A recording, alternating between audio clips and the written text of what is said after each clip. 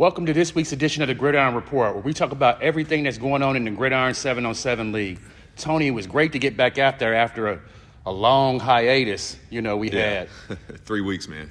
3 weeks. Got people want to move on to something new, so we're glad that everybody got back out there, and, it's exciting. It was matchup weekend. We missed week 5 a couple weeks ago. It rained out, so we kind of came back with the same reps and the same script with the schedules, and it was top teams versus top teams, guys at the bottom trying to see who fits in, and guys in the middle trying to work their way up or drip on the way down, so.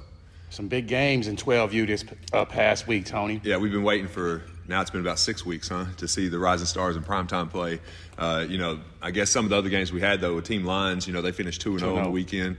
They're sitting there at third place, a solid third place, but everybody's wanting to see the primetime and Rising Stars. Had 2 games. We started them off first game in the morning. Rising Stars came out, had a big game, got the lead early, and ended up holding on to that one 20-13. And then Second game, primetime. Pulled that one out 22-21 in a very close game. Yeah, 22-21. You guys should have saw the highlights yesterday.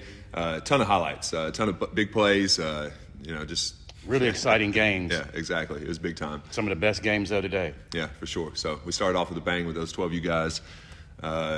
In terms of the standings, Tony, we got primetime sitting at 11-2. Yeah, sitting at the top right now, 11-2. They've lost to the Lions previously, early in the season, and then the other loss they took from the Stars the other day. Got the Rising Stars at 9-2. You got Team Lions at 7-6. And then Catholic and Goon Squad runners and the Broncos are just kind of filling it in right there. It's going to be a big deal. We got 2 weeks of league play left, and it goes into the playoffs, so a lot of things can be shook up right there. Of course, we'll see primetime and the Stars play again. Players of the week, guys. We had some guys stand out and make some big plays this week. The Nymir Jackson from the Runners, he threw 4 touchdowns this past week. Yeah, 4 touchdowns, most thrown by any quarterback in the 12U. Came off the bench, actually, so that was good. He came in poised and helped his team. I think they went 1-1 on the weekend. Anderson Glover had 2 touchdowns for the Stars. He's our go-getter of the week. Yeah, Anderson Glover, good game. Those are big matchups. Normally we have guys catch a few more touchdowns, but we had the top 2 teams playing each other, and they play each other well, defensively.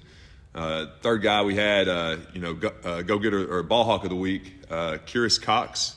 Yeah, 2 interceptions. Yeah, the only guy in 12U with 2 interceptions. For the Runners. Yeah, for the Road Runners. It's great to see those guys, pick up some hardware. Yeah. They've just been in the league for a few weeks now, haven't they? Yeah, I think this is their third weekend in the league. And, they're picking up a win or 2 here and there each weekend and just getting better. So look forward to those guys making a run as we get rolling. Some of the league leaders that we have going on going into week 6 right now, some of the same names starting to separate a little bit, but it's been fun to watch and got a lot of big stats. So Brody Sparks, from the Rising Stars. He's thrown 29 touchdowns, through 5 weeks. Yeah. That's very impressive. Yeah, that's a lot of touchdowns. Colton Faust, he's thrown 27 touchdowns for prime time over the same period. Mm-hmm. And then Colton Smith, he's sitting there at third right now with 19, and that's third place Team Lions. So, this league kind of shows that the top quarterbacks in the league are going to have the top teams in the league. So, those 3 guys have been ripping it all season. With the go-getters, and your wide receivers had the same 2 names, kind of flip-flopping a little bit to see who's going to be first and second. But, you got Tyson Dorsey and Braylon Robinson. Tyson Dorsey's got 8 touchdowns. Robinson's got 7. Right there, really. It's been fun. Those guys are played up in the 15U this past little bit and made some plays also. In terms of the ball hawks, the top ball hawks in the league, Maynard from the Stars, he has 6 interceptions, and you got Smith and Howard from Goon Squad both rounded it up with 5 interceptions. Yeah. Didn't see a lot of interceptions this weekend, basically through all the age groups. So that's a good thing, right? The quarterbacks are taking care of the football and getting the teams downfield. So, 12U, big weekend. It was fun. Can't wait to get back out there and see those guys again this week. Yeah, week 6 is going to be big. All right, Tony, let's talk about the Gunslinger Challenge. Big-time atmosphere, Dallas, Texas, AT&T Stadium. Let's tell us about it. It's a big weekend. We had 75 quarterbacks show up from all over the country, man. It's kind of like we'd have here in Knoxville every year. It was just the different location, stadium. Venue. Everything was the same except that. But that's what made the experience, as we build this thing The coaches and the staff members and everybody that helps with this thing, we always talk about experience, and making it one of those things where when they come, they want to come back, and then we just keep adding to it. So this year we added the stadium, we added a new location with that, and it made it exciting. I think from what I've heard from all the kids, all the parents, all the feedback, everybody enjoyed it. They enjoyed their time. It was really competitive. The guys that won this year are some new faces to be the winners. A couple guys that have actually been here multiple times. Overall, I think we had a good time with it. We plan on going back next year, of course. But we want to go ahead and give a shout-out to the guys that actually won. We'll start with the youth division. We had a guy named Isaac Liu. He's a 2028 QB from Santa Clara, California. Had a great weekend. The fourth quarter and the finals were huge for him. Came back from being behind and actually came back and won. The middle school guy that actually pulled it out was a 2026 quarterback, Wyatt Brown. He's also from Los Angeles, California, so 2 California guys won. Wyatt had a great weekend, really finished off strong in the finals. And then the high school guy that won was a guy that's been to the Gunslinger a couple times, actually, Austin Novosad. He's 2023 quarterback, Dripping Springs, Texas. Big-time guy. I hope to see him get a couple offers here soon and progress through his career. Had a lot of fun. Congratulations to those guys. The next thing we got going on, though, is, we got Session 2, basically Knoxville, Tennessee, June 11th and 12th. We'll probably have over 100 quarterbacks, guys. It's going to be big. We're actually adding a new feature for our receivers. So if you're a skill guy, got Hilton Alexander coming from Atlanta, Georgia, to come work with you guys, as well as a couple other local guys and guys from out of town. We'll have the same staff we always have, plus a new quarterback faces. So we try to keep adding as much as we can to you guys so that when you come, it's something a little bit new. You can take home a little bit more and, just get after it. If you're ready to come to Knoxville, send your film, hit me on Twitter, Facebook, social media, anything you see me on, and just get it to me, and I'll respond accordingly, and hope to see you in Knoxville here in about 6 to 8 weeks. All right, Tony, let's move to 15U. Talk about our 2 divisions in 15U. All right, so 15U, it's looking good. Betsy Built's been the top team in the league all year, so we bumped Betsy Built up actually to play high school. So this past 2 weekends, they've been getting some high school games, so we'll talk about them a little bit later. So the 2 teams that really made the biggest impact this weekend was Goon Squad. They went 2-0, kind of helped them kind of fit back in the middle of the pack on where they're at. They beat the Cougars in D Block. And then the Patriots, man. Continue to just keep it going. Yeah, every week, man. We match them up with somebody. Every week. And Lowton Potts, quarterback for that team, they just keep throwing touchdowns, making defensive plays, and making stops. They beat the Smash, which is the #1 team in the other division, 16-8, and then played the Wolfpack and beat them 27-11. So they continue to do what they do. But when it comes to players of the week, a couple of different guys got it this week. Kai Beasley threw 7 touchdowns for the Rebels. Mm-hmm. He's our gunslinger of the week. Yeah. Terry Buford, he scored 4 touchdowns for Goon Squad. He's our go-getter of the week. Yeah. And Niedendorf, he had 2 interceptions, for D Block, and he's our go-getter of the week. Ball hawk of the week. Ball hawk of the week. D Block, this is their first weekend in the week during the league. They played, I guess, their first couple games with us in the tournament a few weekends ago, but this was their first league play, so they finished 1-1. Good to see their guy get an award. Yeah, absolutely. First week out there. First weekend. Let's talk about the standings in both divisions. All right, so Gunslinger Division, sitting at the top, of course, we got Betsy Built sitting at 11-0. The Patriots are kind of separating themselves. They're 8-3. Then, basically just right there in the mix, we got Team Gunslinger and the Cougars kind of battling for third at 6-4 and 6-7. Then we got 865 Elite and D Block that just added. We moved them into that Gunslinger Division. In this other division, we have Smash, 6-4. We have Mojo, that's 5-5. We have the Wolfpack, that's 4-6, and we have Goon Squad, that's 4-6. The Rebels, 5-8, and we have the Stars, Rising Stars, when they come up and play in 15U, they're 1-5. Yeah, I think they got their first win this weekend, actually, in the 15U age division. So congratulations to those guys. It's kind of fun because we saw those guys get their first win 2 or 3 years ago, playing as like 9-year-olds in the 12U division. So always fun watching that little group.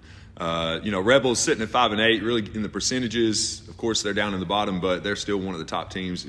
Good thing about this year, 15U and in all divisions, really, there's good competition. Yeah, we're sitting here looking at 3, 4, 5, 7 teams that have a chance to be right there at the top. Right. So, looking forward to it. Statistically, still got some of the same big names.